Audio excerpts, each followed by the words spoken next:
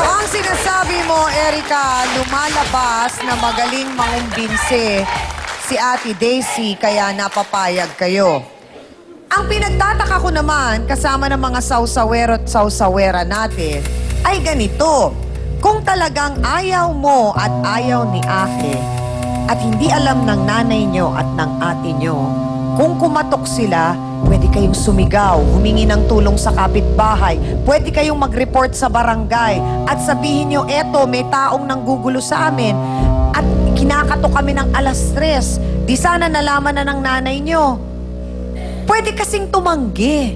So ano bang meron si Ate Daisy at hindi nyo nagawang tumanggi at ganun ang nangyari? Ano po nun? Sabi niya daw po, makikipagkita lang daw po ako. Siya yung Saan? nagsabi sa akin. Bakit naman naniwala ka kaagad? Hindi po, ayun na po yung chance na makatulong kami sa ate ko. Na makabili rin ng pagkain. Oh, Kaya- so anong sinabi nga niya na gagawin mo? Ayun nga po yung ginagawa yung ayaw kong gawin na pinapagawa sa akin ng lalaki. Dahil po sa kanya. So parang ang lumalabas, pumayag ka na lang din kasi nga, Kasi po manulumbong daw po siya kay ate tsaka kay mama. ma, Magsusumbong daw po siya kay ate tsaka kay mama. pag hindi ka sumunod. Po, pag hindi po ako sumunod, Ginusto mo rin kasi, di ba? kasi bugaw ka. Ginusto mo. Hindi, pero ang tanong, bakit na ulit-ulit? Kasi ginusto niya ka Oh, mapipilit. Ginusto mo rin kasi nasarapan Pinipilit ka. ako. Pinipilit mo ako. Paano pinipilit, Erica? Kasi kung pinipilit ka at nakakagulo si Daisy sa inyo, pwede namin kayong tulungan at magawa ng paraan na maihinto nga yun. Pero mahirap ihinto ang isang taong gusto rin kung ano yung nangyayari. Kaya yun ang tinatanong ko. Pinipilit niya po kami. Gaano katotoo na yung perang nakuha nyo doon, binigay mo rin sa boyfriend mo? Hindi po totoo yan. Oh. Sa amin, hindi po Sinungaling. totoo yan. Hoy, baka ikaw sinungaling. Hindi ako sinungaling. Ikaw. So wala kayong mga Ako, boyfriend? bibigay ko sa boyfriend ko kasi bibigay ko sa magulang. Wala, wala sa sinungaling. Makilala ka, Kahit gumama na mo ng bibigay ganyan. ko. Okay. Aling Gemma, ang mga anak po ba ninyo ay nakakatulong sa inyo? Nagbigay po ba sila ng pera? Po, nakakapagbigay naman din po. So, tinanong po ba ninyo kung saan galing yung pera? Kasi po, sabi po, umiram po, dumiskarte kami sa kaibigan ko, nangiram po ako para lang may kinabukasan, may pambili tayong bigas. Sabi ko, baka naman ito, hindi po huwag mo pag-isipan na masama. Ang nais po namin kasi ditong maitama at magawa ng paraan ay yung nagiging, hindi ko alam kung paano tunan na natin sa buhay yon, na mag-aanak tayo ng marami, pagkatapos hindi natin alam yung responsibilidad natin kung paano dapat maging tamang magulang. Na obligasyon natin bilang mga magulang na sila ay paaralin, bigyan ng magandang tirahan, at pakainin po. So nagawa po ba ninyo yun, Aling Dati Gemma, po, sa anak ninyo? tindera po ako ng isda. Bakit hindi po Halos ninyo lahat natulungan na maturuan ng mga anak nyo magtinda na lang din para hindi po sila naiinganyo o parang nalalagay sa ganitong sitwasyon po? Tinuruan ko na rin po Opo. sila. Pero hindi po talaga nila gusto po magtinda. So, ibig sabihin, gusto rin nila yung madali ang pera pala, Hindi po Erica. po gawain nila yan noon. Oh. Nito na lang po. Dahil matagal na po ako nagtitinda, malilit pa lang sila. Hanap buhay ko na po Aha. talaga sa palengke. Okay. So, ang tanong ko ulit kay Erica at kay Aki, kung talagang pakiramdam nyo, tinatakot kayo, pinipilit kayo, bakit hindi kayo nagsumbong kay nanay? Kasi po, ayun na nga po yung ano po namin na baka isumbong daw po kami kay mama. Ayun po yung kinakatakot namin eh. Sa isumbong po kami kay mama. Hindi ba't mas matatakot ang nanay mo kapag nalaman niya kung ano yung pinasok mong sitwasyon kesa yung malaman ni nanay na tinatakot kayo ni Ate Daisy? Dahil alam niya po na best friend ko yan eh. Wala pong kinalaman yung best friend. Wala pong kinalaman yun. Ang sinasabi po dito ay yung Kaya po sa buhay namin pala, mga anak ko lang Hindi na nakahasa. tinatanong. Yung anak mo tinatanong. Siyang, may issue tungkol doon sa parang kung magkano yung nakukuha ni Ate Daisy mula doon sa ginagawa nila. Hindi kaya, yun ang dahilan kung bakit galit kayo talaga sa kanya at hindi yung pinipilit niya lang kasi kayo? Oo, baka naman kasi parang ang lumalabas, naiinis kayo kasi kumukuha pa siya ng 400. Nababawasan ng 400. Tama ba? 400 ang nababawas, Erica? Oh. Po siya ng lalaki, tapos nangihingi pa po sa amin. Excuse me, magtanong ka. So yun nga ang ikinagagalit nyo. Kasi unfair yun, di ba? Kasi kayo nagpakahirap. Di ba? Tsaka nga, pinagagalit ko sa mga anak ko. Kesa naman po ganyan, namatigil na po siya na sa ganyang pambubugaw. Masyado na po siya nakakalamang. Binubugaw niya na siya, pilitan na nga. Gusto niya siya pang lamang.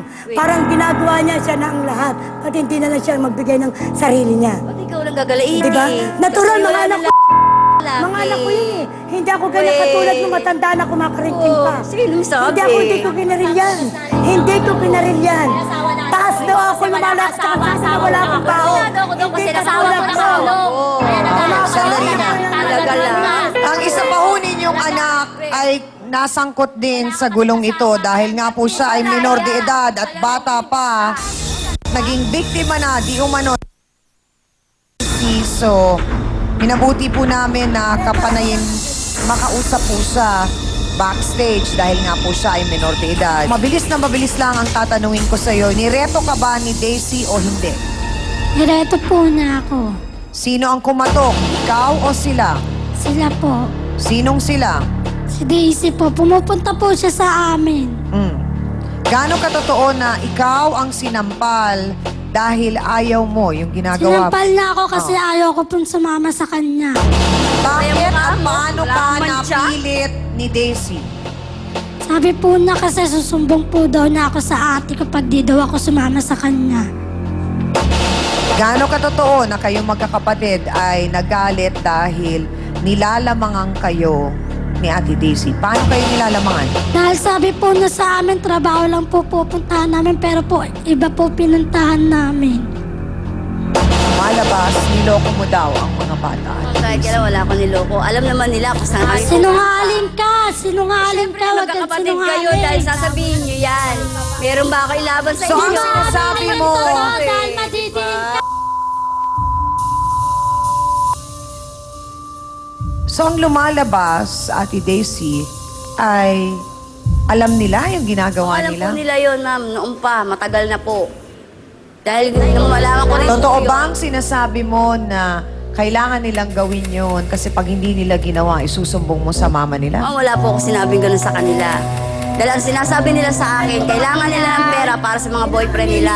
Dahil Pero away hindi sila ng mga kaya boyfriend nila. sinasamantala mo rin ang pagkakataon dahil kailangan mo sila, kumikita ka sa Ma'am, kanila. hindi po manamantala sa mga kapwa ko. Hindi ba pananamantala yung ginawa mong yun? Ma'am, hindi po kasi sila po Gubat na pumakot ano sa ba? amin eh. Nais namin na kayo ay magkaroon ng pagkakataon upang maayos pa itong problema na ito na inyong pinagdadaanan at maging malinaw kahit paano ang direksyon na pupuntahan ng inyong buhay. Kaya naman, sa kagustuhan namin na kayo ay maliwanagan at matulungan, sana mapahalagahan nyo rin ang sandaling oras na makakasama ninyo ng malapitan at makakausap ang ating trio tagapayo. Sana pahalagahan nyo yung pag-uusap na yun. Kahit na gaano ang hirap ng katawan, basta nakikita natin na at magandang nagiging source o kana ng ating paghahanap buhay. Merong kagaanan ng kalooban pa rin po yun. No? Alam niyo, pagdating sa ganyan, hindi po kailangan ng pera. Anong kailangan yan? Suporta ng bawat isa at naniniwala kayo na dapat gabutin ng asawa niyo. Parang sa ganun, makatulong pa rin. Kahit mahirap lang na trabaho, basta marangal, dahil ang karangalan po, ang dignidad ng tao ay mas Dinding tumitira sa isang tanging yaman kaysa Kung gusto ko nga sila Pera. pagtulak.